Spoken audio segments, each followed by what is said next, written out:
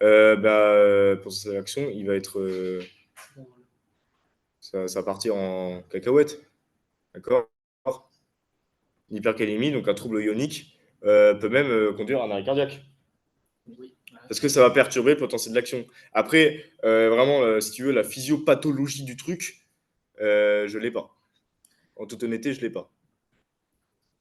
C'est pas dit de manière explicite en cours. Moi, je pense que genre le bouc, si hypercalémie, il a une fréquence cardiaque trop basse.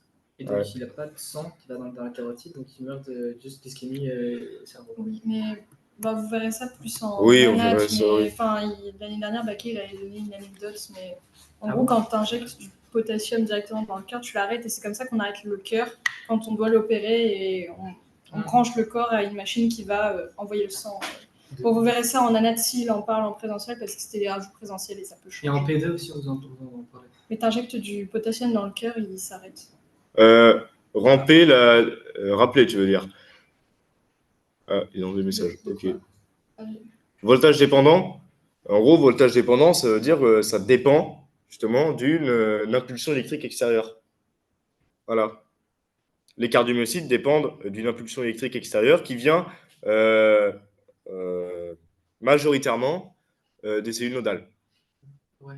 Voilà. Et surtout, c'est ça qui va aider à ouvrir le canal. Ça, c'est pour ça qu'on voit en pharmaco, vous allez voir des canaux ligands dépendants. Je crois que vous voyez ça en pharmaco. Oui. Où on a besoin de quelque chose qui se met sur le canal pour qu'il s'ouvre. Là, par exemple, pour la pression artérielle, on avait dit le canal sodique de type F, il est un peu ligand dépendant, enfin, pas ligand dépendant de ouf, mais sauf que si on met l'adrénaline sur le canal sodique, il va s'ouvrir encore plus.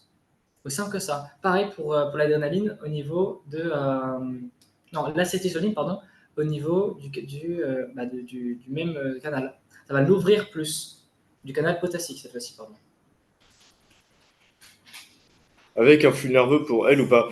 Les canaux calciques, elles, du cardiomyocyte, ils sont voltage dépendants. Du coup, il faut un influx électrique extérieur, oui. Oui.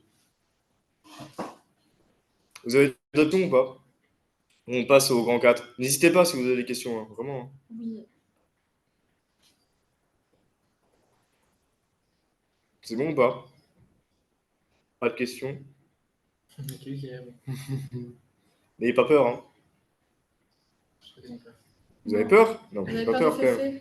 Vous avez peur de ce mec-là? Ah. Vous avez... T'as des questions sur la suite? Ok, on y vient. Avec adrénaline, qu'est-ce que t'as pas compris avec adrénaline? L'adrénaline, du coup, c'est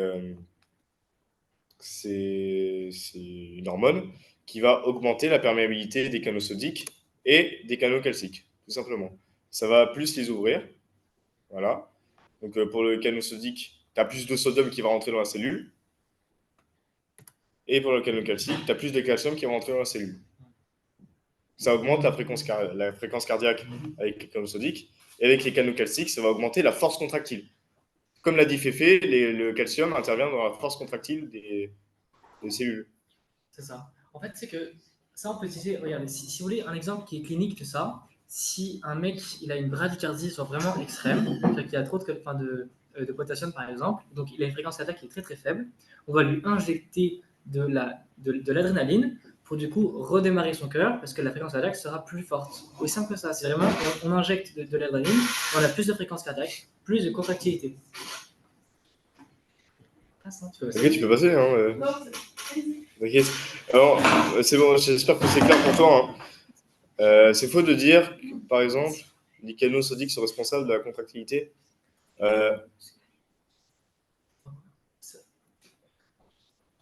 Ouais. Ah, je vois ce qu'il veut dire. Les canaux sodiques sont responsables de la dépolarisation de la cellule. D'accord? Et la dépolarisation de la cellule, c'est la contraction. En fait, vous avez plusieurs acteurs dans la contraction. Ouais, monter l'adrénaline, c'est un abus de langage. Ouais. Non, en fait, Non. ça c'est autre chose.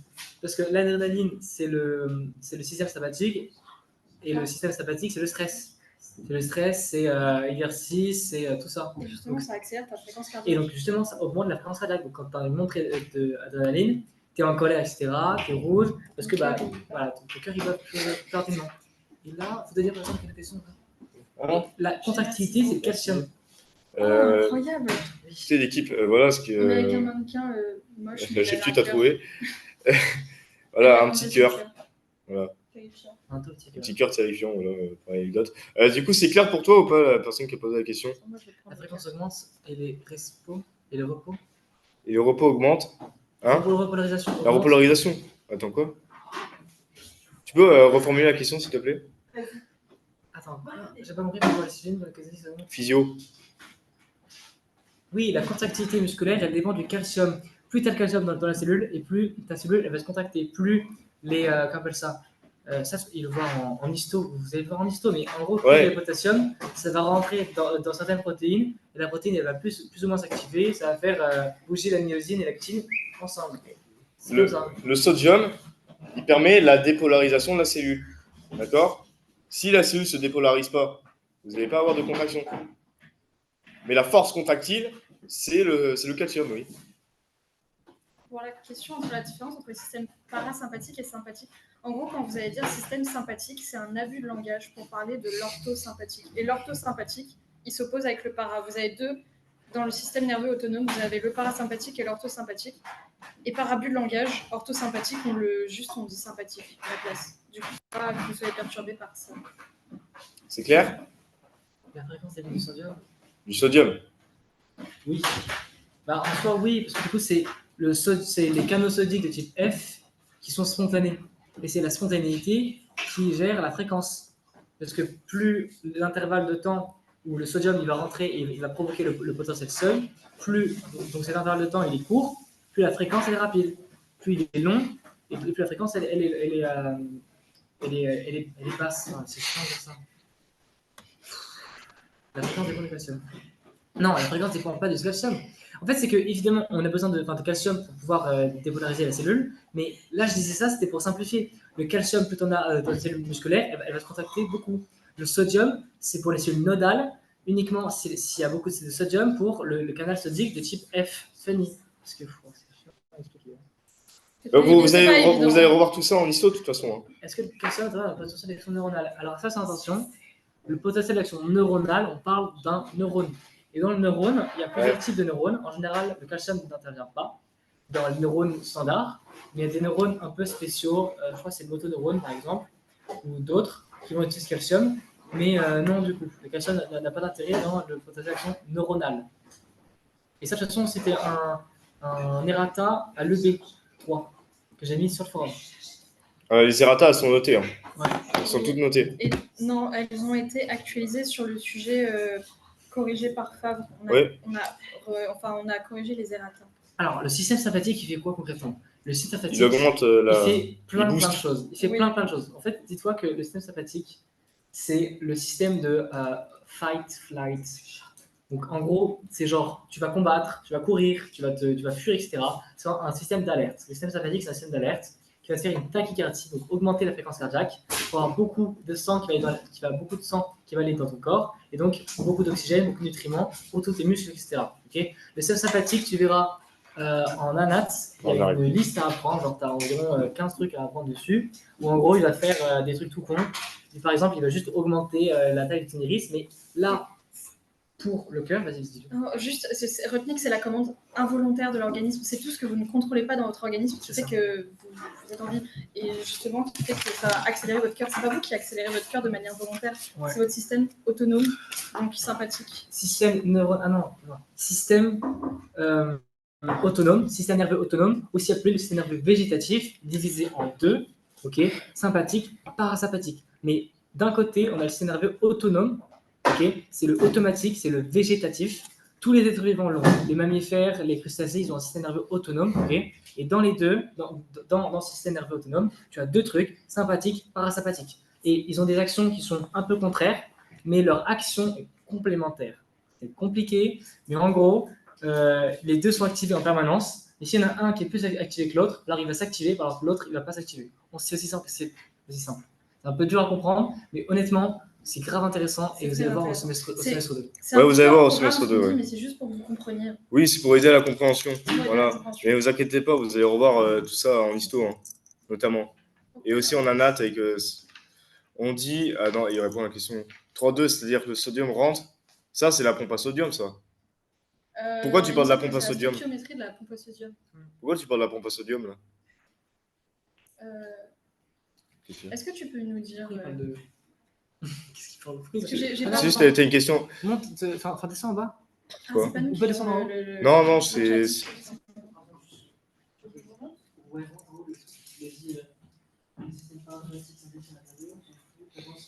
On a vraiment chopé un cœur de mannequin qui On a a chopé été un maltraité derrière par les chefs turcs. C'est pour Pourquoi ça il a qu'on plus- rigolait. Pourquoi il a plus de Il a plus mains? de mains. Pourquoi il fait cette tête? Je sais pas. Montre-leur si tu veux. C'est le potentiel de repos. Je sais pas, on parle de quoi. Mais Ouais. la pompe à sodium, ça n'a pas de. Enfin, La pompe à sodium intervient dans le potentiel de repos, oui. oui, et D'accord avec vous. vraiment, on se focus sur un seul cours là. Vraiment, Oui, sur le cours d'Enzo, la pompe à sodium. pompe à sodium, elle a un intérêt pour l'ischémie, c'est pour l'infarctus. Pour non l'infarctus. Ouais. Voilà, juste pour ça, honnêtement. Bah, pour le maintien du potentiel de repos. Vous ne tracassez pas. Voilà, pour le maintien du potentiel de repos qui correspond à la diastole chez les cardiomyocytes. Voilà, C'est la phase 4, je crois. Oui. Cardiomyocytes. Ouais, voilà. le repos, ouais. Ouais, c'est bien pour le. C'est dans le hypophysio. Ça va pour vous ou pas? Vous voulez qu'on passe la quatrième partie? Après, ne vous inquiétez pas, il y a un moment dans la SDR, il y a une séance de réponse aux questions. Hein. Voilà. Donc, si on a une trop... Ah, si on a une trop forte pression artérielle, on va dire système parasympathique, c'est ça? Oui. C'est ça. Oui. Exactement. Donc, et on se rappelle, qui est-ce qui donne c'est quoi le neuromédiateur qui va faire une bradycardie? Je l'avais déjà dit avant. On l'a vu là. Allez, on vient de le voir. On l'a vu. Ouais, si tu veux. La ACH, c'est quoi ACHS, ACH? oui. Mais, non, mais dites le truc en entier, qu'est-ce que vous êtes là-haut? Enfin, vous avez Calme-toi, un Fifi. clavier, Calme-toi, Fifi. Ah, merci, Acétylcholine. acétylcholine. Vous avez, bon, bref, l'acétylcholine qui est délivrée par qui? Quel nerf? Vous avez vu le nerf? C'est le même nerf qui chope l'information au niveau de la crosse aortique, des barorécepteurs. Et c'est ce même nerf qui va donner la. Ah merde, je crois que c'est pas dit en cours de bien. Non, c'est pas Hering, c'est pas Hering. Ouais. Hering, c'est les barorécepteurs au niveau de ton sinus carotidien. Là, on parle de tes barorécepteurs. Voilà, le vague. Je crois Bien, que ouais. c'est un programme, mais bien joué. Je sais pas. Est-ce que c'est dit dans le cours? Je crois que c'est pas dit en cours, mais C'est peut-être dans sur nos cours de P2 plutôt. Oui, oui. Sur Mais les cours de schéma. P2, Non, mais aussi sur le schéma. Les informations qui sont sur le schéma sont à savoir. Attention, le diaporama du prof, il peut tomber évidemment. Même Le si on prof parle pas. Favre ne fait quasiment aucun schéma dans ses annales, mais ça a un intérêt. Et là, on le voit en P2, mais on le voit aussi dans un schéma, je suis sûr, on voit dans un schéma Oui. où c'est le nerf vague qui va donner de l'acétylcholine au niveau des cellules nodales, justement, diminuer la fréquence cardiaque. Okay, pour la fréquence cardiaque soit bradycardisante, ok. Donc quand on est en hypertension, on va diminuer la fréquence cardiaque, on a moins de sang qui va aller, enfin, on a moins de pression du coup, parce que moins de sang, donc moins de pression qui va aller dans ton aorte, donc la pression artérielle va diminuer. Ah, il y a des gens. ouais, c'est bon, on a accepté. Ok, pardon. Vague, voilà. Si c'est en cours. Enfin, comment ça, si c'est en Non, cours? mais c'est bon, il a compris. Oui, mais il a dit si en cours. Il a dit que. Bah, t'as le nerf vague, oui. Ok, oui, bon, ok. C'est pas un Très bien. programme d'eau, Oui. C'est pas un programme, voilà, je suis d'accord avec toi. Non, c'est pas un programme. C'est pas un programme, non, en fait, Ok. c'est marqué dans le schéma, de toute façon. Je crois que je l'ai dit en plus en truc de Sophia. Comme quoi, c'était le nerf vague qui chopait les informations, parce qu'il a deux informations, il a deux utilités. Il chope les informations à partir du barorécepteur de la paroi aortique, ok. Ça remonte au niveau du tronc cérébral, centre nerveux, ok. Puis ça redescend au niveau uniquement de ton cœur pour uniquement jouer sur la fréquence. Il ne joue pas sur la contractilité du système parasympathique. Et le nerf de Hering, c'est pourquoi alors? Le nerf de Hering, lui, il va choper, donc le nerf de Hering, aussi appelé le nerf glossopharyngien, c'est hors programme. Le nerf de Hering, C'est le nerf je glossopharyngien. te jure, je l'ai appris aujourd'hui. C'est exceptionnel. C'est Ok, bah, incroyable. bah, vous verrez. Le nerf de, oui, voilà, vraiment. Le nerf de Hering, il est ici pourquoi? Le nerf de Hering, si tu vois dans ton cours, hein, tu lis ton cours, et c'est marqué que le nerf de Hering, il est utilisé pour transmettre l'information du barorécepteur du sinus carotidien. Donc, tu as ta carotide, tu as une petite dilatation de ta carotide, ce qu'on appelle un sinus. Dans ce sinus, tu as des barorécepteurs, et ils vont capter des informations sur une pression, baropression, ok? Sigmoïde, exactement. Barre, les gars. Et du coup, tac, l'information va aller au niveau de ton centre nerveux, de ton tronc cérébral, ok, donc derrière en dessous du cerveau, ok. Et donc ça, c'est le nerf de Hering qui va faire la conduction. C'est ce qu'on appelle une voie afférente, ok, afférente Ça va vers le... ça va vers le cœur, vers le Vers le cerveau. cerveau. pardon. Efférente, c'est l'inverse, ça revient vers le cœur ou vers les vaisseaux dans le système sympathique. Il relie à quoi le nerf vague STP? Alors, le nerf vague, il est relié, c'est le nerf le plus long de ton organisme, c'est le principal nerf parasympathique, et il est relié de la base du tronc cérébral, donc en dessous de ton cerveau, un peu plus en dessous carrément, et jusqu'à 6 cm de ton anus. Donc, c'est le nerf le plus long. Ça, tu le vois en semestre 2. Et relié à quoi le nerf vague? Le nerf vague, c'est le plus grand nerf, et il va se détacher avec plein de petites branches, dont une au niveau de ton cœur, pour diminuer ta fréquence cardiaque. C'est ce qu'on appelle un malaise vagal. Vous connaissez Ça diminue d'un coup. Et voilà, malaise vagal, bam, tu fais un malaise. Tu peux aussi, bon ça c'est un peu un programme, mais c'est intéressant comme d'avoir ça. Pour la pratique, pour la clinique, tu prends ton doigt ici, tu enfonces bien tes doigts dans ta gorge, tu fais comme ça et tout, ça va masser le carotidien. Voilà, massage carotidien, tu vas toucher ta carotide, tu vas surtout toucher ton nerf vague, et là on va être bradycardisant, tu vas baisser ta fréquence cardiaque comme ça. Ne faites pas ça chez vous, parce que j'ai pas envie que. C'est pas ouf de faire un. Oui, ouais, pas Ouais, encore. c'est pas ouf si vous faites un malaise. Ouais. On continue. Ouais. C'est clair ou pas? Vous avez des questions encore? Ouais, c'est bon. C'est vraiment exactement ça. Ouais. Non, mais t'inquiète. On va continuer. Et le P1 aussi. En P1, on en parle aussi. En P1, on en parle pas mal. Ouais, Mathias, bon, fais gaffe, Mathias, quand même. Hein. Et Fais gaffe à toi, fais gaffe. Mathias, Il va tester le massage carotidien. Et semestre 2, vous aurez beaucoup plus d'informations sur le nerf vague, le nerf glossopharyngien. Et sur ça le en anat. sympathique, parasympathique, beaucoup plus d'informations en anatomie du système nerveux. Vous allez voir avec Héloïse. Mais vraiment, les gars, par contre, la physio, bossez-la bien parce que ça vous servira de ouf pour la natte après. La physio, c'est une grosse matière du S2, c'est super intéressant, vraiment. Ouais. Le Suide, oui. Enfin, comme il est long, il est partout au niveau de partout. Donc, Non, mais c'est le sinus carotidien. Ouais. Ah, pardon, oui, pardon. T'inquiète. Ok, les loulous, on va continuer. On va continuer au niveau du cours. Après, comme j'ai dit, Après, vous avez séance de réponse. Oui, on a encore le temps. Hein. Posez vraiment vos De réponse aux questions. Hein, les loulous, c'est bon? À 20h. On a vraiment le temps. Alors, les bases physiques de l'ECG, j'ai mis les points vraiment essentiels. Je sais que c'est vraiment pas la partie que vous aimez le plus. Non plus, honnêtement, c'est pas la partie que j'aimais le plus quand j'étais en P1 à votre place. Même en P2. Hein. Même en P2. Hein. Alors, quelques généralités. Alors, vous savez que dans les cellules cardiaques, vous avez donc des courants osmotiques avec tous les ions. Et ça, ces courants osmotiques, ils vont se transmettre à la surface du corps pour donner des courants osmotiques corporels, logiquement. Et ces courants, ils sont de très faible intensité, d'accord? Et on va utiliser des appareils qui sont des galvanomètres pour les détecter. Normalement, c'est pas nouveau ça. Vous l'avez Voilà. vu en potentiel électrique. Voilà. Ensuite, une information importante que j'ai mis en rouge. Voilà, donc si j'ai mis en rouge, c'est que c'est important. À un moment, on remet dans le cours, sur la fiche et dans la Ronéo, on parle un peu de la loi d'Ohm, de la conductance, tout ça. Et on parle aussi de la résistance.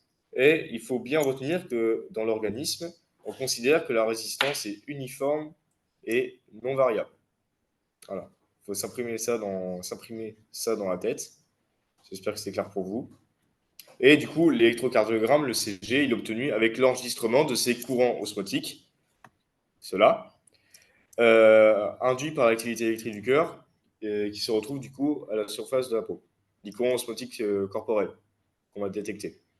C'est clair pour vous ou pas?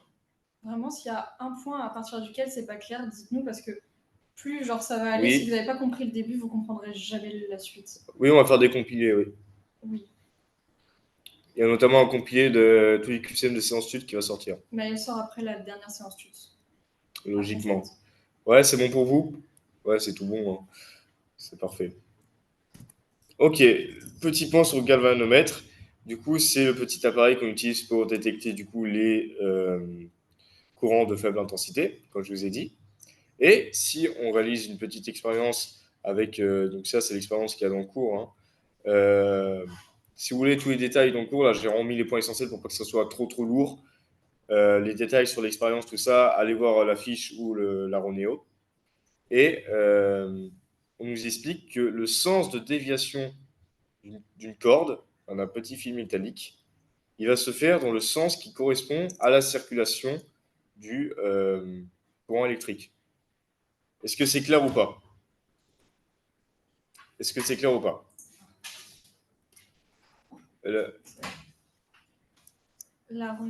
On en parle après sur le docteur 54.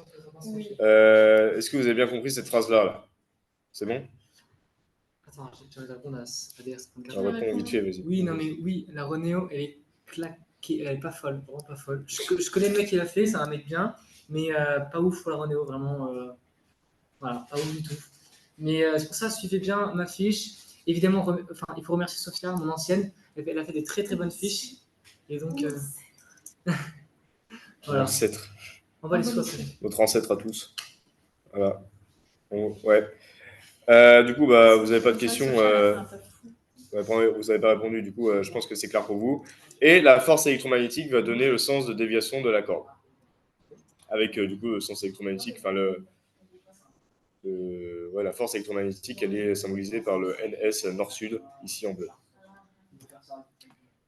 Et l'inflexion de la corde, on va enregistrer les mouvements de la corde en fonction du temps. Et l'inflexion de la corde, elle est proportionnelle à l'intensité du courant électrique. Et elle va aller dans un sens bien particulier. Vraiment, si le prof il vous parle de ça, d'inflexion de la corde, tout ça, c'est pour le CG. Les tracés qu'on va obtenir avec le CG. La longueur des tracés, des lignes, tout ça. Le tracé de l'ECG, il est là. Et ça, c'est hyper important. D'accord? Ça, c'est par cœur, vraiment par cœur, par cœur, par cœur. Quasiment tous les ans, quasiment, il vous pose une question là-dessus. Qu'est-ce que c'est long P? Qu'est-ce que c'est long T? Et c'est des points faciles. C'est quoi le complexe URS? C'est quoi l'espace PR? C'est vraiment des points faciles. Hein. C'est des points faciles et si vous visez la filière médecine, vraiment vous le revoyez au S1 de P2. Donc, si vous ne l'avez pas, c'est dommage. Enfin, c'est des trucs qui vraiment vont vous servir. Sage-femme aussi. Le CG, c'est partout. C'est partout. C'est hyper important. Le CG, dans toutes les filières médicales, c'est ultra important en gros. Donc vous ne pouvez pas passer à côté de ça. C'est à la base de beaucoup de prises en charge, en fait, le CG. Du coup, vous êtes obligé de connaître. Est-ce que l'espace PR, c'est bien le passage dans le nav ou c'est... Non, l'espace PR, du coup, quand tu es au niveau du P, tu es déjà dans les oreillettes. Du coup, tu es dans les oreillettes. Ensuite, tu es là, et tu arrives au niveau du nav. Voilà. Est-ce qu'on a répondu à la différence entre inflexion et déflexion? C'est clair pour toi, Omar? Et inflexion, déflexion, ça dépend si tu es en haut ou en bas, quoi. D'accord? Inflexion, c'est vers le haut. Déflexion, c'est vers le bas. Tout simplement. Omar, c'est bon pour toi? Et du coup, utilisateur de Zoom, tu n'as pas de pseudo, je suis désolé. Dans une question, il parlait d'un espace PR. L'espace PR, du coup, je l'ai dit, c'est le temps de passage. Oui, c'est ça. C'est le temps de passage entre longue P. Vous avez le récap dans la. Enfin, j'ai fait une fiche récap sur le CG. Et du coup, le temps de passage entre longue P et le complexe QRS, c'est le temps de passage dans le nav. Oui, c'est ça. Dans le complexe QRS, il n'y a pas aussi la repolarisation auriculaire. Je ne sais pas si j'y reviens, mais tu as raison. On ne voit pas la repolarisation auriculaire parce que le complexe QRS va masquer la repolarisation auriculaire. Ouais. Voilà. Et c'est une des règles d'Einthoven qui va expliquer ça. D'accord? Avec l'intensité qui augmente en fonction du nombre de cellules. Voilà, j'espère. Le vecteur. Oui, je vais revenir un peu sur les vecteurs. Est-ce qu'il est compté dans le... Est-ce qu'on le compte on peut dire qu'il se passe en même temps. Je ne sais pas si on peut vraiment dire ça. C'est pas expliqué de manière précise dans le cours. Retenez juste que le complexe URS, il masque la repolarisation auriculaire et que on ne voit pas la repolarisation auriculaire dans un ECG. Voilà, sur un ECG. Maintenant, on va parler de la modélisation de l'ECG et des vecteurs. Voilà. Lisa, tu as parlé des vecteurs, je vais en parler. Voilà. C'est clair pour vous ou pas? Là c'est l'avant-dernière partie. Hein. Ouais. Ouais, c'est bon. Utilisateur de Zoom a dit oui. C'est parfait. Ah. Utilisateur de Zoom. Désolé, pourquoi vous n'avez pas de pseudo? C'est pas grave. Ouais, c'est bon, là. Mais dites oui, là, tous. Voilà. Ouais. Encore. Ouais, encore. Ok, c'est parfait. La modélisation de l'ECG et les trucs méga importants encore là aussi, les points essentiels, c'est les règles d'Einthoven. Einthoven, c'est le premier mec qui a mis en place l'électrocardiographe, le premier électrocardiographe, et il obtenait déjà le tracé qu'on a aujourd'hui. Voilà. Et il a mis en place certaines règles qui sont importantes à connaître. La première règle stipule qu'une électrode qui est placée suffisamment loin du cœur, vous avez le cœur qui est là, et si on met une électrode ailleurs dans le corps, cette électrode va enregistrer les courants induits par le cœur, comme s'il s'agissait d'un seul et unique vecteur unitaire. Ouais. Ah merde, pardon. Ouais, peut-être que je crie, excusez-moi. Tu prends trop, fais d'éteindre trop sur toi. Et il t'éteint, ouais, c'est un peu connu. Du coup, ça va former un seul vecteur. C'est compris ou pas? Oui. C'est l'électrode qui va capter les courants électriques du cœur et elle va avoir une formalisation vectorielle, si vous voulez, avec l'électrode. Ah, c'est bon, il n'y a pas de question. Ok. Tous les événements ne sont pas visibles sur le tracé électrocardiographique, notamment la repolarisation auriculaire. On ne voit pas. Et l'intensité des accidents sur la ligne isoélectrique, elle est proportionnelle à la quantité de cellules qui se manifestent. C'est ce qui explique le fait que la repolarisation auriculaire n'est pas visible, parce qu'il y a plus de cellules dans les ventricules que dans les auricules, d'accord? C'est pour ça qu'on ne voit pas la repolarisation auriculaire. Parce qu'il y a plus de cellules dans les ventricules que dans les auricules. C'est clair? Est-ce que vous êtes toujours avec nous? Vous êtes toujours là? Ouais. N'hésitez pas à nous N'hésitez pas, ouais. Ils sont combien? Ils Ils sont sont beaucoup. 61. Ils sont beaucoup. Ouais. Ouais. 2 personnes sont parties, mais c'est pas mal. Et là, la question, juste, il me semble que dans un QCM très élevé, il faut que si la masse augmente, si tu as une hypertrophie, c'est le complexe QRS qui augmente. Ça, c'est le prof qui explique ça. C'est le QRS qui augmente, pas le long P. Et du coup, donc tu ne vois toujours pas la repolarisation auriculaire, même si tu as une hypertrophie. Et du coup, les courants induits par la dépolarisation et la repolarisation, ils ont le même sens. D'accord? L'onde T qui correspond à la repolarisation des ventricules, elle est supérieure à la ligne isoélectrique. D'accord? La dépolarisation et la repolarisation, elles sont supérieures. C'est ce que veut dire cette phrase-là. Quand on dit qu'elles ont le même sens, ça veut dire qu'elles sont supérieures à la ligne isoélectrique. Voilà. J'espère que c'est clair pour vous. Ok, donc pourquoi pas P? J'ai envie de te dire, c'est comme ça. Hein. Il n'y a pas plus d'explications de la part du prof. Retiens que. Ouais, évite d'aller trop loin. Retiens que si tu as une hypertrophie du muscle cardiaque, c'est le complexe QRS qui augmente. Ne te prends pas la tête. Mais il y a une ligne qui est inférieure à la ligne isoélectrique ou non? Au début du QRS. C'est non négatif. Ça, on va en P2. C'est non négatif, c'est hors programme, c'est P2. C'est un programme pour vous. En vrai, le cours est déjà compliqué. Quand Ouais. vous avez des interrogations comme ça, ne cherchez pas à aller trop loin. Enfin, si ça vous aide à comprendre, faites, mais si vous ne cherchez pas à aller trop loin parce que le prof ne piégera jamais sur un truc dont il sait que c'est trop compliqué pour vous et qu'il l'a simplifié.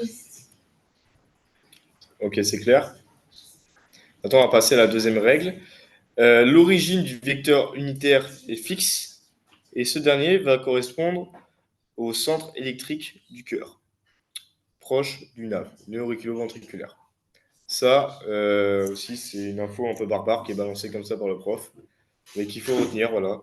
retenez origine du cœur, origine du vecteur unitaire fixe. Voilà. Centre électrique du cœur. La troisième règle stipule que 3 électrodes câblées entre elles 2 à 2 vont former des axes de projection pour le vecteur cardiaque unitaire. Et ça va s'appeler des dérivations, les fameuses dérivations, D1, D2, D3. Et après AVR, L et F qu'on va voir juste après. Et ça va former des dérivations. Voilà. Et ça va former 3 dérivations notamment, et qui vont former un triangle équilatéral. Et le centre du triangle, ça va être le centre électrique du cœur, le NAV. Et ça va former le triangle d'Aldoven.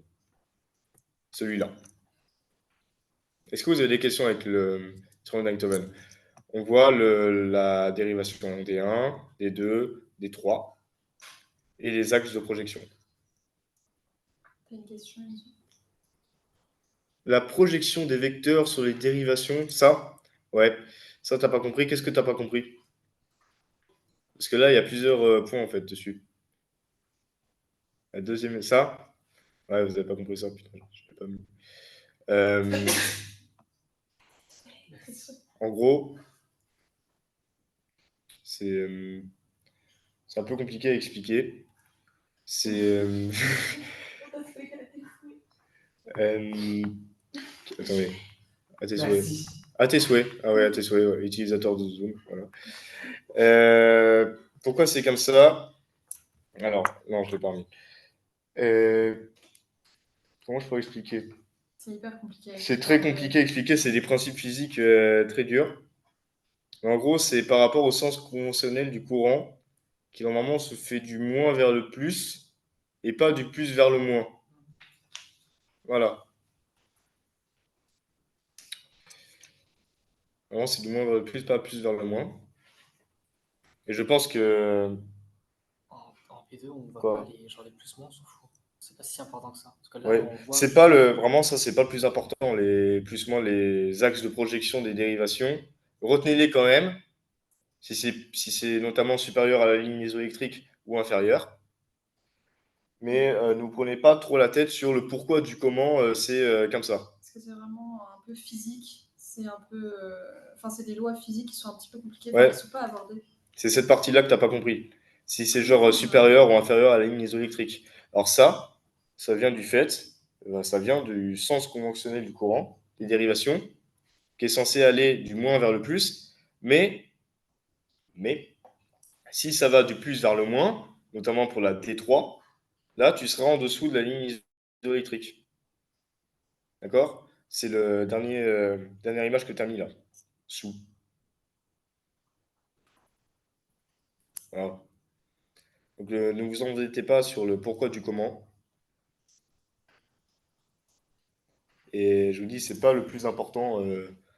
Même nous en P2, on n'en parle pas. Voilà. Mais retenez juste que D1, D2, c'est supérieur à la ligne et D3, c'est inférieur. Voilà. Ça marche? Ok, ça marche. Super. Maintenant, je parlais de l'électrode de référence, c'est-à-dire la borne centrale de Wilson. Ça, c'est important. Et elle se situe au niveau du centre géométrique du cœur.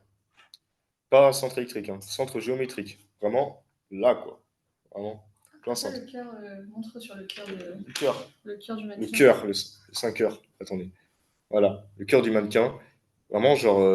Attendez, j'arrive pas à Centre le cœur. géométrique, ouais, à peu près. Là, quoi. Le centre. Passer une électrode là, tac, juste au-dessus, au niveau de la peau. Ça va constituer l'électrode de référence, la bande centrale de Wilson. Et elle est proche du cœur. Et on va considérer ça comme étant le pôle négatif. Enfin, le pôle nul, pardon. Avec un potentiel nul.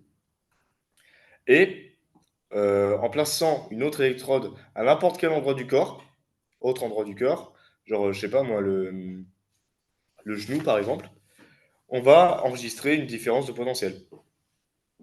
D'accord? C'est clair? C'est vraiment la partie la plus dure du cours. Hein. Vraiment, je sais. Hein. Bande centrale de Wilson, dérivation, tout ça, c'est pas le plus simple. Ouais, c'est bon? Ouais, c'est bon. Ok, on a perdu personne là. Non, ça va, ils ont l'air d'être. Ok. Déverrouillés. Ok. Ok, maintenant, le prolongement des règles d'Einthoven par Bailey. Ça, c'est important. On recommence avec l'électrode de référence, la bande centrale de Wilson, qui va être reliée à une électrode exploratrice, c'est-à-dire qui est située à n'importe quel autre endroit du corps. Et il va y avoir un circuit entre ces deux électrodes. Et ça va former des dérivations. Des dérivations. D'accord? Alors, là, j'ai remis la bande centrale de Wilson est polarisée négativement et l'électrode exploratrice polarisée positivement. Et ça va former AVF, AVL, AVR. Les prolongements des règles d'Einthoven par Bailey vont nous donner les bisectrices des dérivations D1, D2, D3. Et ça s'appelle les dérivations AVR, AVL, AVF. D'accord? La bande de Wilson, elle est neutre ou négative. Pour ah oui, je vois ce que tu veux dire. Oui, parce que là, j'ai mis nul et négatif ici. Négatif. Retiens négatif. D'accord? Retiens négatif pour la formalisation des dérivations AVR, AVL, AVF. Ok? Ça marche, Lisa?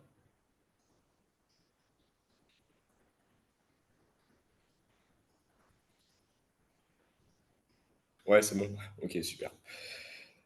On continue. Avec à le B, on avait des items par territoire. Oui, j'y reviens juste après. J'y reviens juste après, c'est la toute fin du diapo. Hein. Toute fin de la diapo du cours, j'y reviens, les territoires vascularisés. Donc, t'en fais pas.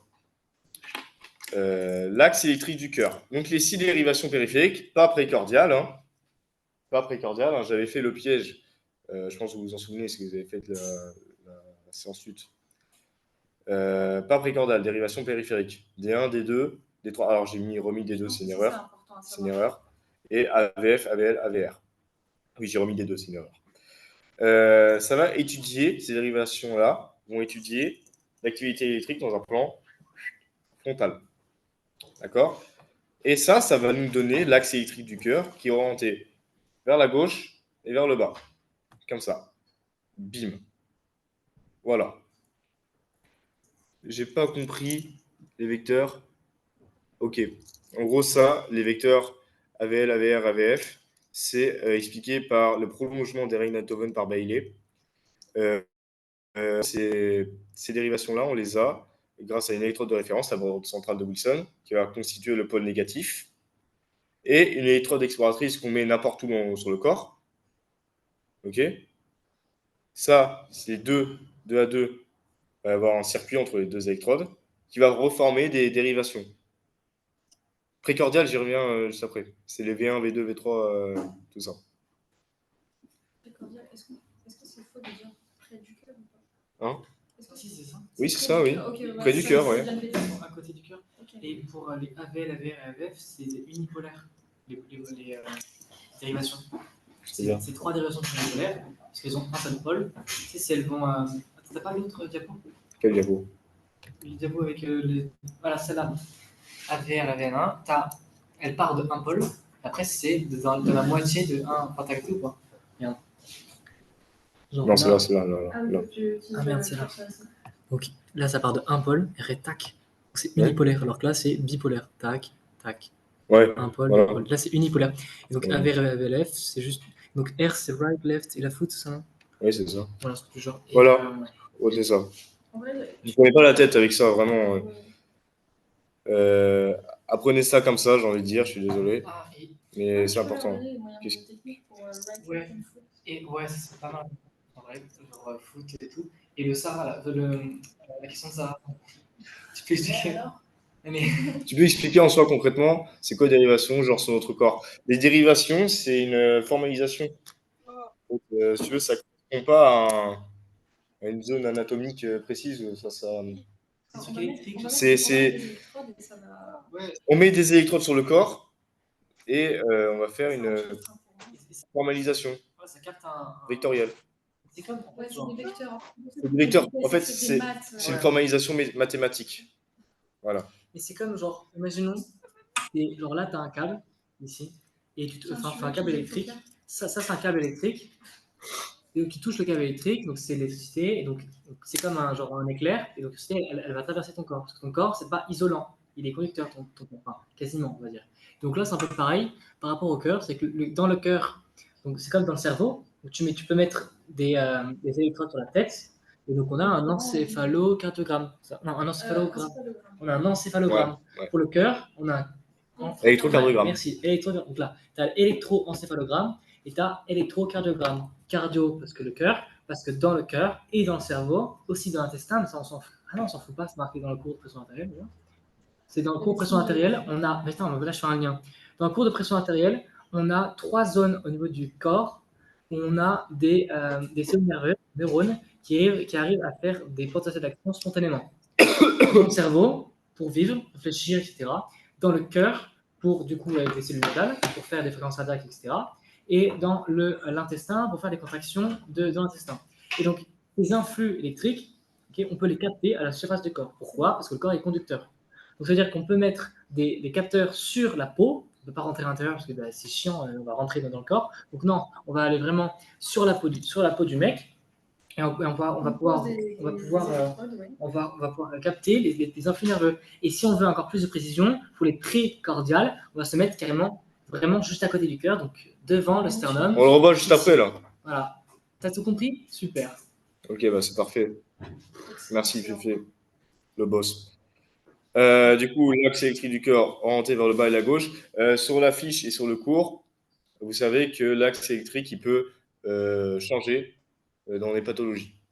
Voilà. J'ai pas d'exemple. Mais... Voilà. Les dérivations précordiales, on y est. Les dérivations précordiales, elles sont formées avec une électrode exploratrice au niveau de la poitrine, mais l'électrode exploratrice, cette fois-ci, elle est vraiment au niveau du cœur, quoi, finalement. Vous avez le cœur qui est là, et vous avez les électrodes juste là, quoi. D'accord? Juste ici. Ça fait que la formalisation vectorielle est impossible. Parce que les électrodes sont trop proches, les électrodes exploratrices sont trop proches de l'électrode de référence. D'accord? Et donc, quelle formalisation on va utiliser, pardon? On va utiliser le concept de dipôle électrique. Voilà, que vous avez vu, que vous avez dans la fiche chez la Ronio. L'électrode exploratrice regarde le front de dépolarisation. Alors ça, je l'ai mis, c'est pas le plus important, mais voilà, je vous l'ai remis, ça regarde le front de dépolarisation. Et ça suit le front de dépolarisation des cellules. Et ça va nous donner d'autres formalisations vectorielles qu'on pourrait voir sur le CG. C'est clair pour vous ou pas?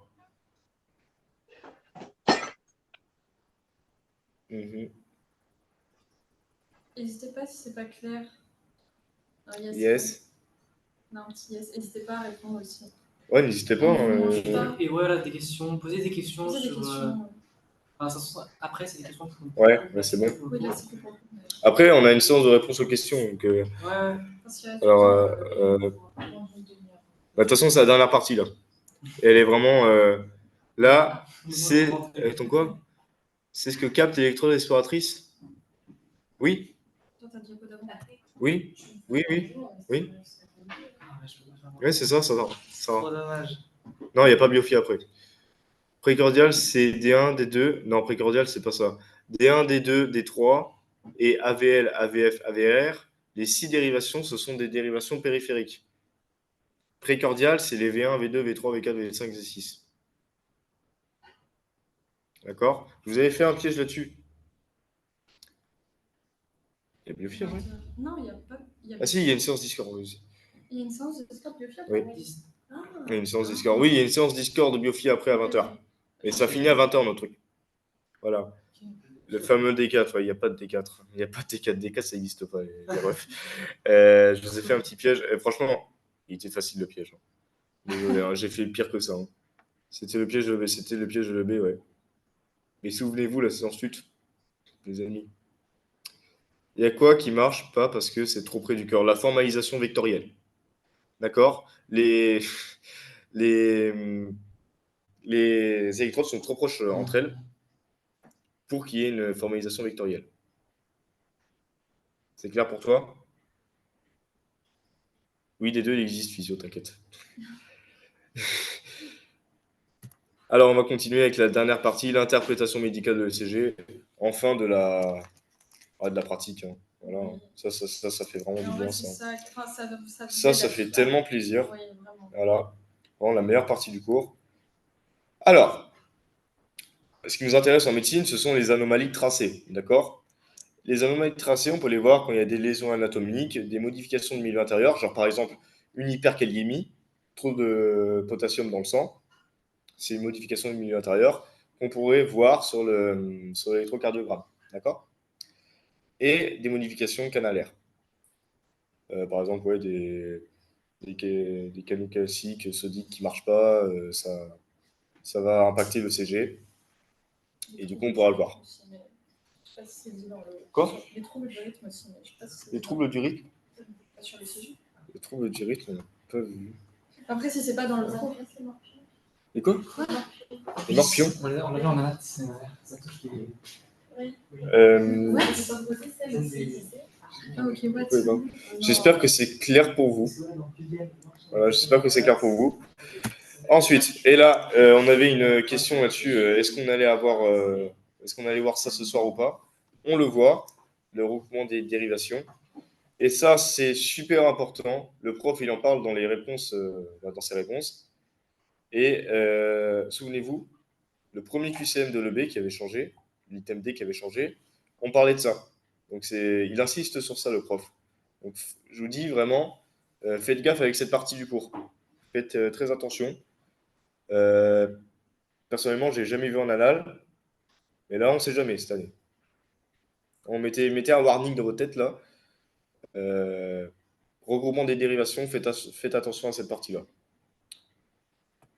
Alors, on va commencer par la coronaire droite. Vous voyez juste ici. Elle est particulièrement visible sur les dérivations D1, enfin D2 pardon, et D3 et AVF. L'artère circonflexe, le territoire vascularisé est visible sur les dérivations D1 et AVL. Et la zone antérieure, qui est vascularisée par l'artère interventriculaire antérieure, qui est ici, elle est visible sur les dérivations V1 à V3, voire jusqu'à V6. D'accord? Ça, c'était tombé à l'EB. C'était ça l'item de l'EB. Est-ce que c'est bon pour vous ou pas? Ça, c'est pareil, il faut apprendre par cœur. Vraiment. Ouais, c'est bon. On voit où les dérivations sont tracées au CG. Alors, à l'examen, vous n'avez pas de CG, mais si tu veux, en gros, quand tu regardes un ECG, tu as plusieurs lignes, tu vois, genre de haut en bas, tu as plusieurs lignes de CG. Et en gros, juste à côté, tu as marqué D1, D2, D3, AVL, AVL, AVF, ainsi de suite. On n'a pas de CG à leur montrer là. Parce qu'on a plein de CG. Tu veux un ECG? T'en as pas un là? Je croyais que t'en avais mis sur ton tableau, c'est pour ça, mais si t'as pas, c'est T'en pas as grave. une, juste genre, c'est un ECG par 1 D1, 1 D2, 1 D3, 1 D3, 1 AVF, etc. Donc on a Vous allez 12 avoir ECG. Plein de lignes et. Enfin, Ouais. Et ça, vous avez pas ça en après, P1. vous aurez pas ça. Ouais. Donc vraiment, ne vous prenez pas la tête. Mais en gros, en P2, tu verras que tu as marqué D1, D2, D3, tout ça. C'est clair pour toi ou pas? Mais même, attends, parce que. Quoi? Alors, quelqu'un qui peut-être demande, attends. on en voit dans l'exercice de la pression artérielle, le prof, il parle à la fin, il met des exercices avec les ECG. Alors, en fait, c'est que ça tombe pas parce que depuis 3 ans, il fait ça, et même il le faisait un petit peu avant, ça n'a jamais tombé, un ECG au concours. C'est beaucoup trop compliqué et il ne peut pas accepter ça. Après, là, il y a 35 QCM en physio. On ne peut rien garantir. On ne peut pas dire, genre, il va jamais en mettre. Enfin, je veux dire, il y a énormément de chances qu'il n'en mette pas. Mais on ne peut pas vous dire de ne pas les bosser, de ne pas voir au moins ce que vous comprendre. Parce que dans le cours de Enzo, on en parle, et dans le cours de pression artérielle, on en parle. Parce que voilà. Donc, juste regardez-les, comprenez-les un petit peu. Si vous voulez passer en P2, de toute façon, dans tous les cas, vous devez les bosser en P2. Donc, autant les voir maintenant si vous avez un peu le temps. Mais oui, j'avoue que c'est vraiment chaud. Hein. Voilà. Enzo, dans le cours sur le potentiel d'action cardiaque, est-ce qu'il parle des zones des territoires, des dérivations ou pas? Elle est là. Voilà. Ah oui, ah ben, apprenez-le alors. Bah oui, apprenez-le. Parce que même s'il n'y a pas de CG qui tombe, peut-être qu'il peut vous faire tomber. Mais- J'ai dit, le prof, il en parle dans les réponses, dans ses réponses, Clairement. et il m'a demandé de changer un QCM Ah, mais c'était à l'EB. my bad. L'item Ouais, D ouais, du clairement QCM1, tombé, c'était ça. Ouais. J'avais parlé du QRS, tout ça, il m'a dit non, tu changes, tu mets ça. Non, non. Tu mets ça, d'accord? Donc il en parle dans la réponse du prof et il me demande de changer un item. Ça peut clairement Ouais. tomber. Ça peut clairement tomber, ça. De ouf. Et les intercoronaires et tout ça, vous le verrez au S2. Mais là, du coup, si on en parle en physio, ça veut dire qu'il faut voir un petit Ouais, peu. il est un petit peu quand même. Voilà, Enfin, comment celle ça. qu'on voit en physio, quoi. Bah, Et en gros, vous revez ça en ouais. P2. Non, mais aussi au S2. Au S2 en anat, vous allez On voir voit que. la Enfin, juste vascularisation. pour vous expliquer en vif, vous avez donc votre cœur. Ah voilà, super. Vous avez votre cœur. Mais là, c'est l'aorte, ça ou pas? C'est l'aorte.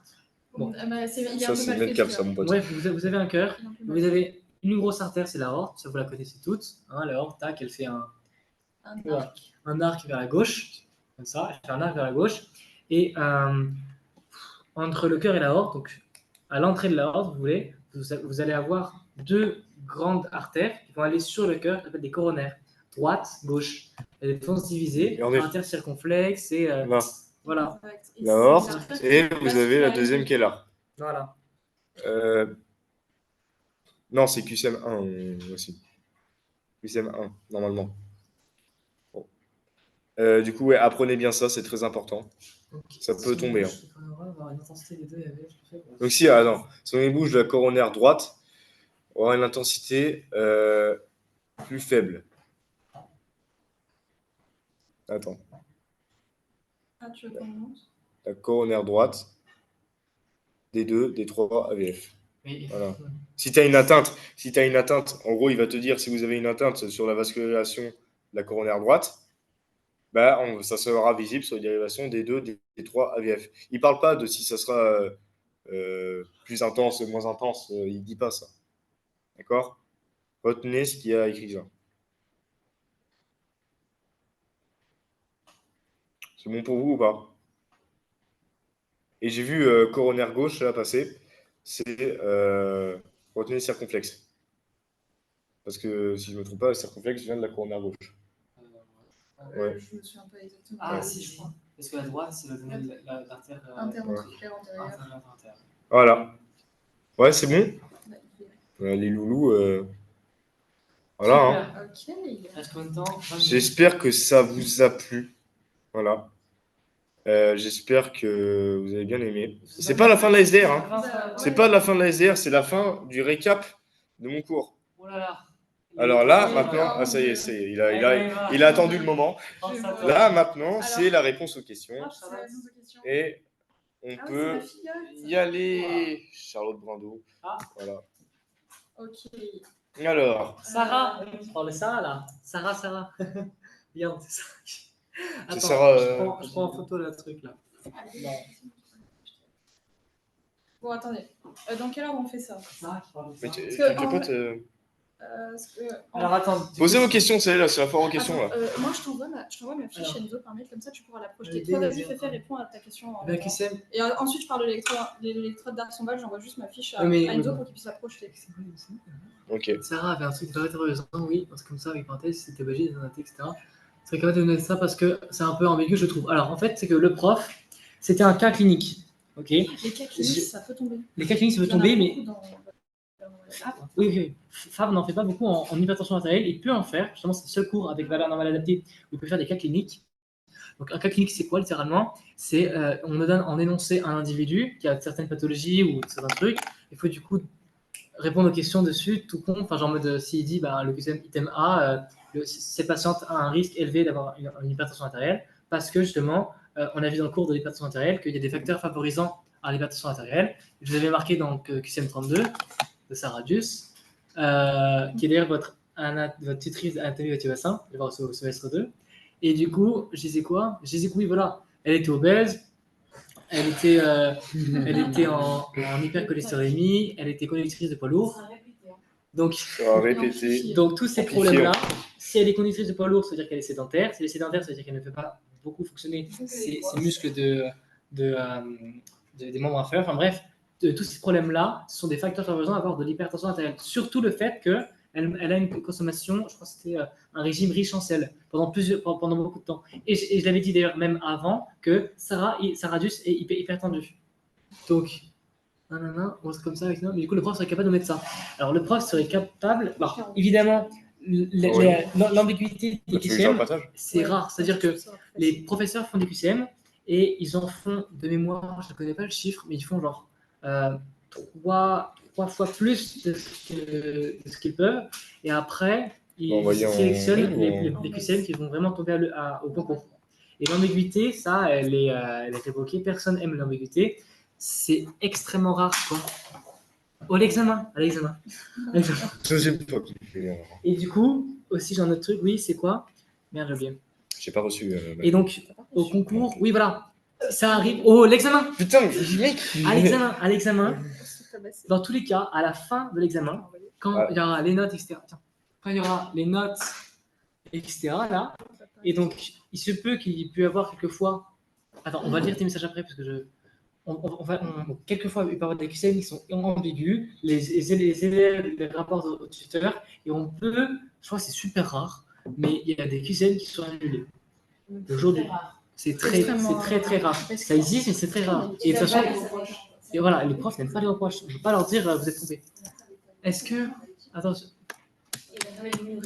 Ah non, le prof fait des pièges dessus. Le prof fait des pièges entre entretien et génère. Oui, le prof fait des pièges entre entretien et génère. Oui, dans le droit de salle de repos, Favre fait des pièges entre entretien et génère. Qu'est-ce qui génère le potentiel d'action? Qu'est-ce qui entretient le potentiel d'action? C'est vraiment c'est un QCM type de prof. C'est pas arrivé. Regardez déjà là, il en fait quelques-uns. Il y a des QCM comme ça qui sont un peu saoulants. Il y a aussi un QCM, je crois, dans le patch clamp. Tu veux quoi? Vous savez, de ce qui c'est quoi déjà patch clamp? Patch clamp. C'est ce qui est mesuré, voilà. Ce qui est mesuré, ce qui est clampé. Alors, attention, ce qui est calculé. parce que ça, il y a toujours des ambiguïtés. Ok, quand le prof parle vraiment du patch clamp et de la loi d'Ohm appliquée au patch clamp, dans ce cas-là, la conductance, elle sera calculée. C'est un piège de dire qu'elle est mesurée. Mais par contre, dès qu'on parle juste du patch clamp et qu'on parle des caractéristiques des canaux membranaires, là, on peut, si jamais on voit conductance mesurée, c'est pas grave, c'est pas un piège. Et le prof, je crois qu'il est un peu désespéré de voir que vous pensez que c'est toujours un piège. Ce que je comprends clairement, parce que c'est clairement un piège dans d'autres situations. Mais du coup, je pense pas qu'il le refera. Parce que justement, il sait que c'est compliqué pour vous. Même là, il me semble que ça a été reposé cette année. Je sais plus. Mais en tout cas, l'année dernière, j'ai eu une question sur le Discord cet après-midi. J'avais envoyé la réponse du prof de l'année dernière. Donc faites gaffe. Dès qu'on parle de la loi d'Ohm, là, la conductance, elle sera calculée. Mais si on parle juste du patch clamp et qu'on parle des caractéristiques que le patch clamp permet d'explorer, là, la conductance, si on met qu'elle est mesurée, c'est pas grave. Alors après, une autre question sur la pression artérielle. Donc, attends, j'ai une question au rapport en QCM sur les capillaires de l'année dernière, mais c'est quoi le... Tu la poses pas la question là? Bon, j'ai une question sur la pression. Attends, tu peux me. Ouais, ça, c'est des anciennes questions. Là, j'ai eu une question sur l'électrode d'Arsenal. Mais là, ce que je te demande, c'est que tu n'as pas répondu. Est-ce que vous pouvez expliquer clairement la différence entre clairance plasmatique La clairance plasmatique, c'est le volume de plasma épuré d'une substance par unité de temps. Et la clairance rénale, c'est pareil. D'accord? Juste, clairance plasmatique rénale, ça ne veut rien dire, selon mon prof. Ah bon? Oui, c'est ce qu'il a mis dans la réponse cette année, je crois. Je sais pas. Voilà.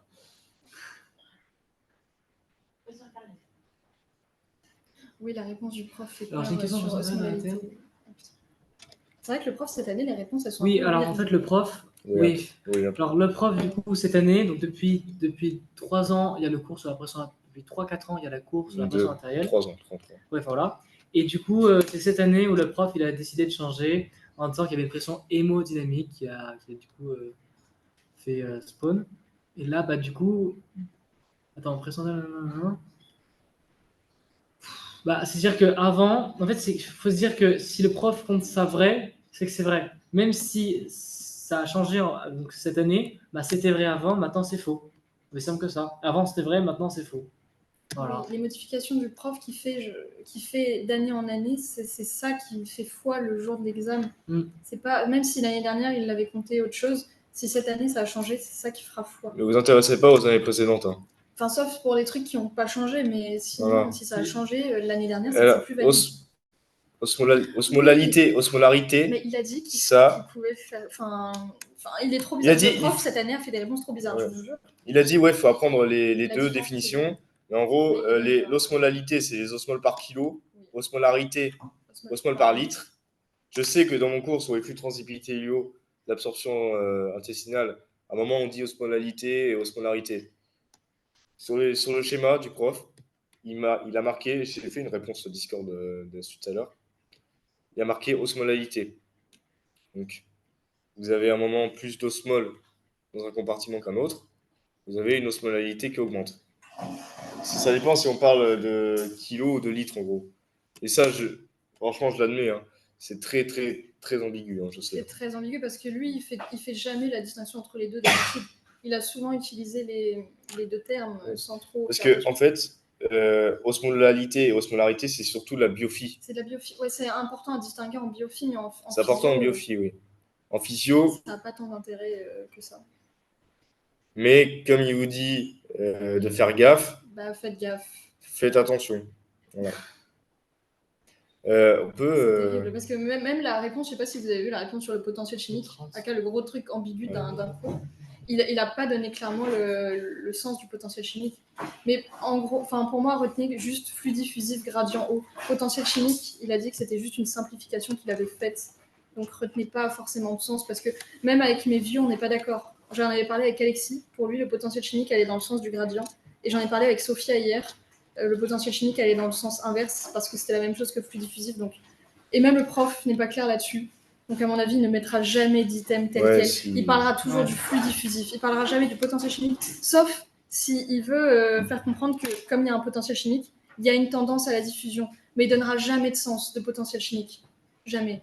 Et je pense que ça fait un peu paniquer parce que c'est souvent dans les anatus. C'est souvent même dans mes QCM à moi parce que c'est des QCM qui sont faciles à faire. Ah, je te vois, Omar, avec l'électrode d'Arsonval. Je vais essayer de faire si j'ai le temps. Alors, Mais bref, pour le potentiel chimique, ne retenez. il est 58, tu vas jamais partir. Non, il n'est pas Non, non, il est 58. L'heure 51. de l'ordi, il est 51. Ah, ok. Ouais. C'est pas mal. Est-ce que... Il y a 16 nouveaux messages. Après, pour l'électrode d'Arsonval, si jamais on n'a pas le temps de le faire, je suis vraiment en train de faire une grosse fiche récap de tout le cours qui simplifie tout parce que j'ai conscience que le cours de 40 pages, surtout sur ça, il est imbuvable. Je suis vraiment désolée, la team. Même pour moi, il a été dur à afficher. Mais je suis en train de faire une grosse fiche récap où j'explique clairement l'électrode d'Arsonval. Si jamais on n'a pas le temps de le faire. Après, s'il n'y a pas d'autres questions, je le fais vite fait. La co du QCM 30 de l'EB, l'impression hémodynamique et les frottements. Donc là, j'ai le QCM dans la main, j'ai pas la correction, mais plus la pression hémodynamique, donc pression cinétique latérale est importante, plus les frottements contre les parois vasculaires augmentent, oui. Du coup, plus c'est rapide, plus il y a des frottements qui vont aller sur la paroi vasculaire. Et en gros, en fait, ça veut dire que c'est un QCM, j'aurais plus mis pour l'année dernière, mais le prof l'a pas détaillé cette année. Pourtant, on a une diapo du prof de cette année. C'est-à-dire que le prof, cette année, il n'en a pas parlé, il n'a pas beaucoup parlé en présentiel, mais il y a une diapo dessus sur le monoxyde d'azote. Je crois que c'est ça, du coup. Sur le tonus vasoconstricteur, monoxyde d'azote et la vasodilatation flux dépendante. Vasodilatation flux dépendante. Ça, du coup, il en parle en diapo.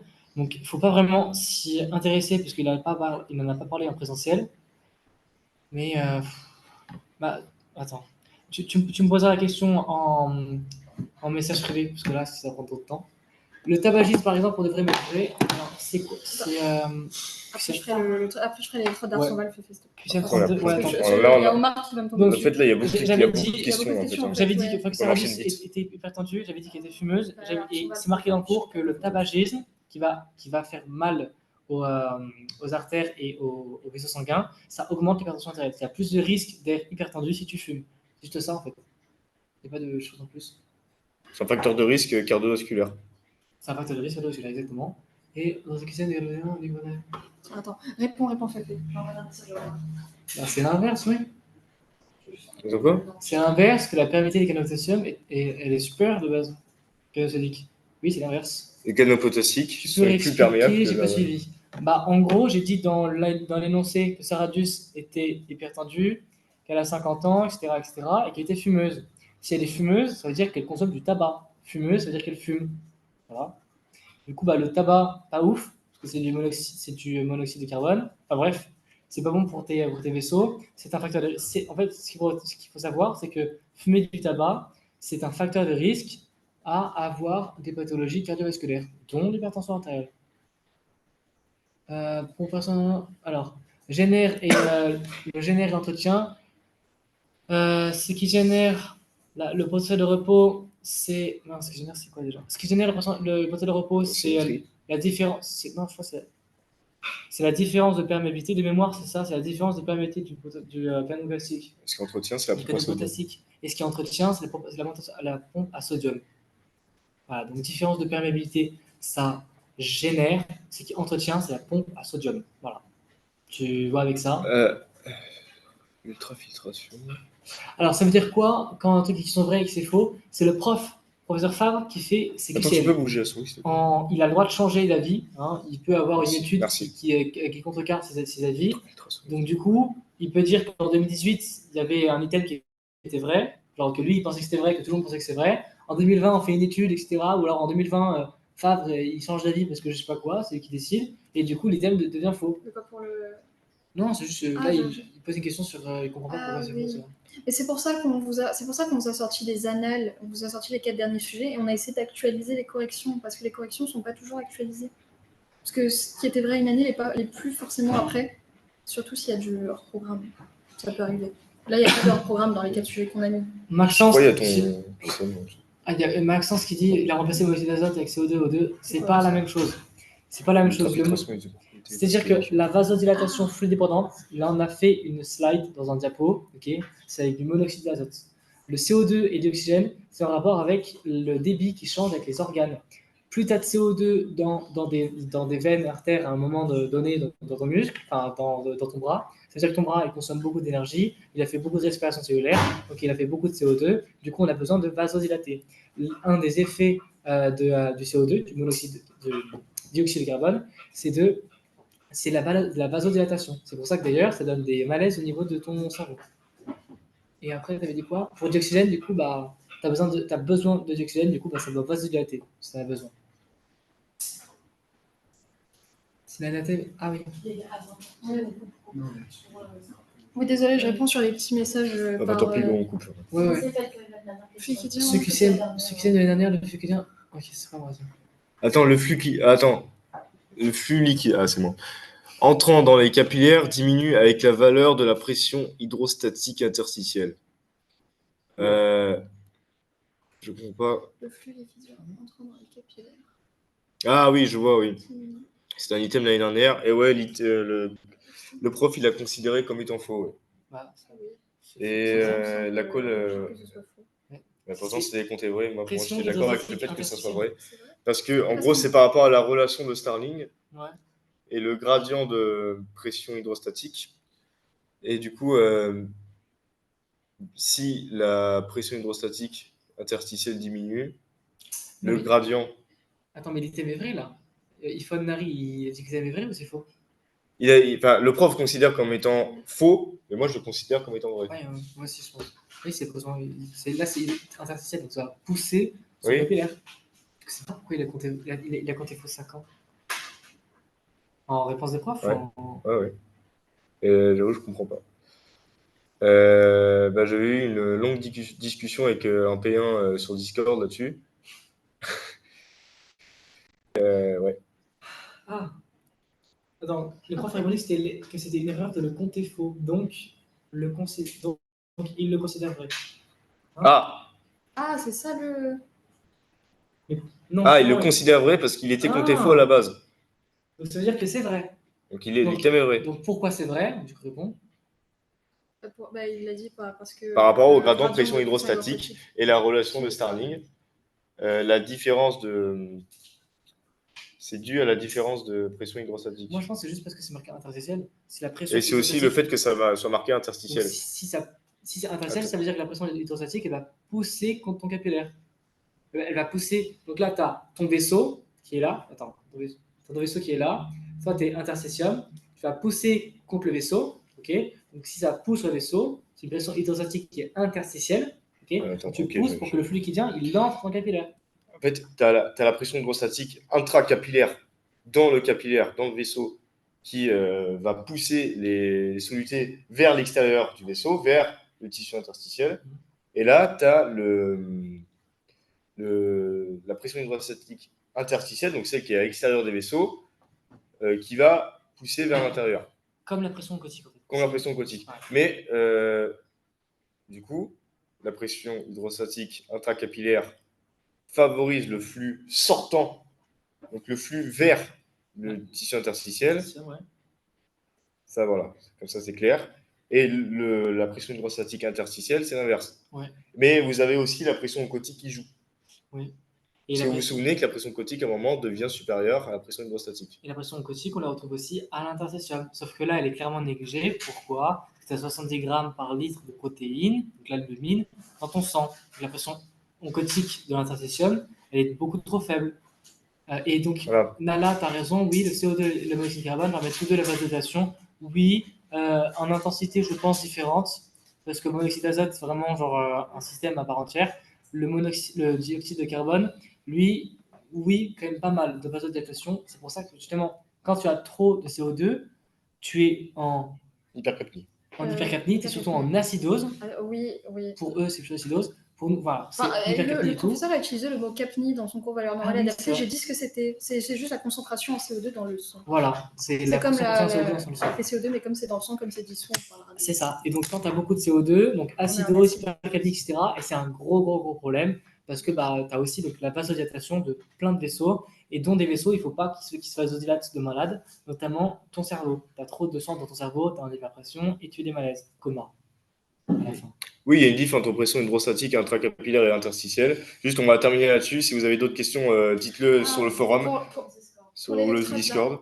Et oui, du coup, il y a une différence entre intrathoracique et extrathoracique. Enfin, capillaire, pardon. Extracapillaire. Pour le cours valeur normale adaptée, je sais qu'il y a des gros soucis. Je suis en train de faire une fiche récap. Je vais poser des questions au professeur par rapport au adapté, parce que c'est pathologique et tout.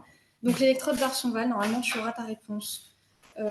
Omar et tous les autres, je suis désolée. En vrai, c'est moins important parce qu'en vrai, je pense pas que le prof fera de gros pièges là-dessus. Le prof fait pas souvent. Enfin, sur ce gros cours, valeur normale et adaptée, c'est pas le plus important. C'est jamais tombé. Enfin, ça peut tomber. Hein. Attention, il y a plus de QCM cette année. Mais en vrai, c'est moins important. C'est plus important de comprendre les trucs sur pression artérielle et potentiel d'action cardiaque.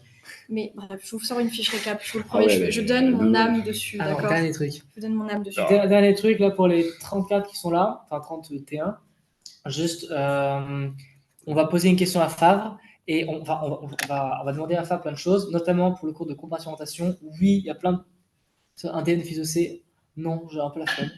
Mais non, je rigole. On va voir ce qu'on va faire, mais surtout avant, on va demander à Favre pour des informations sur physocé, parce que là, c'est un peu problématique, puisqu'il y a beaucoup de discordances avec la biochimie. Okay, donc on va demander, parce que chaque année, de toute façon, on a la complémentation, et à chaque année, Favre fait des QCM qui sont simples, sur des grands mécanismes de la doge.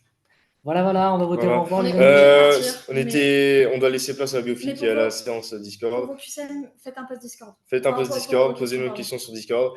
On vous fait de gros bisous, c'était très sympa cette SDR, ça s'est très bien passé. Et on vous embrasse, prenez soin de vous. Ça vous aide. Prenez soin de vous et portez-vous bien. Et on se retrouve la semaine prochaine. La semaine prochaine. Discord.